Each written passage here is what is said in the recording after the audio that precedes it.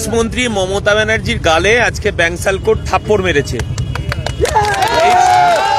এই পশ্চিম বাংলা মমতা ব্যানার্জি তার জমিদারি পেয়েছে, সংখ্যালঘু মানুষের কোমরটাকে ভেঙে দিয়েছে মমতা ব্যানার্জি সরকার।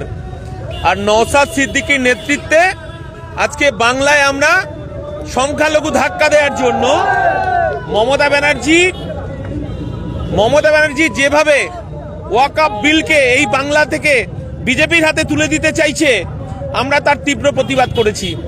আমরা এই কথাটা বলতে চাইছি যে এসসি এসটি যাদের পাওয়ার কথা তাদের না দিয়ে মমতা ব্যানার্জি উচ্চ বংশের উচ্চ বর্ণের মানুষের কাছে এসসি এসটি ধরিয়ে দিচ্ছে। ওবিসি বাতিল করে দিল, বাংলার আদিবাসী দলিত মতুয়া সম্প্রদায়ের কোমরটাকে মমতা ব্যানার্জি ভেঙে দিল।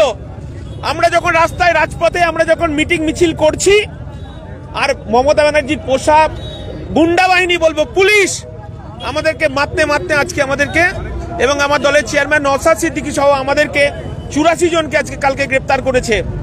আমরা মমতা ব্যানার্জিকে বলে দিয়েছি যে আমরা অনুব্রত মণ্ডল নই যে পুলিশের বউকে পুলিশের মেয়েকে আমরা অফার করব। আমরা নওশাদ সিদ্দিকীর সৈনিক, এর লড়াই আমাদের জারি থাকবে, রাস্তায় থেকেই আমাদের লড়াই হবে। মুখ্যমন্ত্রী মমতা বন্দ্যোপাধ্যায় বলেছিল ওয়াকফ নিয়ে আন্দোলন করলে আমার থেকে বড্ড কেউ খারাপ হবে না, সেটা কি প্রমাণ হলো আজকে একেবারে গ্রেপ্তার? মমতা ব্যানার্জিকে আমরা বুঝিয়ে দিয়েছি শুধুমাত্র 24 ঘন্টা আটক করার জন্য সারা বাংলার পরিস্থিতি কি মমতা ব্যানার্জি 14 তলা থেকে বসে দেখেছেন। আর একবার যদি নওশাদ সিদ্দিকী সহ আমাদেরকে গ্রেপ্তার করার চেষ্টা করে, এই বাংলায় সংখ্যালঘু আদিবাসী দলিত সাধারণ মানুষ রাস্তায় নেমে এই সরকারকে বিসর্জন দেবে 2026-এ। পর্যন্ত কেন্দ্রের বিজেপি সরকার ওয়াকফ বিল প্রত্যাহার করছে ততদিন পর্যন্ত এই আন্দোলন জারি থাকবে। কি কারণে গ্রেফতার করেছিল আপনাদেরকে? আপনারা জানেন যে আমরা পরিষ্কার বিজেপিকে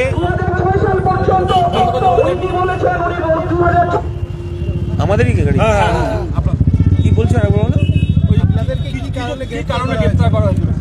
আপনারা জানেন, কালকে আমরা বলেছিলাম যে এই পশ্চিমবঙ্গ সরকার যেভাবে সংখ্যালঘু আদিবাসীদের উপর অত্যাচার করছে, যেভাবে বঞ্চিত মানুষকে আরো কিভাবে বঞ্চিত করা যায় যে পরিকল্পনা করেছে রাজ্য সরকার।